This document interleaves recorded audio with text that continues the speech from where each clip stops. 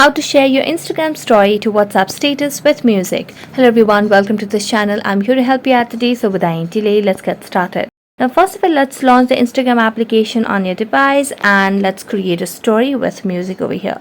Let's tap on your story option at the top left corner and you can simply select on the story icon and click a random picture over here.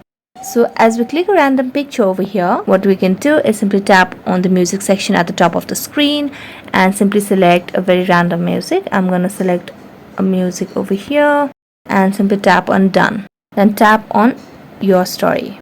So this will add a story on my Instagram page profile over here. Now after getting it posted on the Instagram, what we can simply do is we can share it on WhatsApp status. So let's tap on the Instagram story over here. It's getting posted. So make sure you have stable Wi-Fi connection on your device to have this process efficiently completed. So it's completed. Now if you want to share it, what we can simply do is tap on the share icon at the bottom left corner of the screen. So this will give us various options or different other platforms.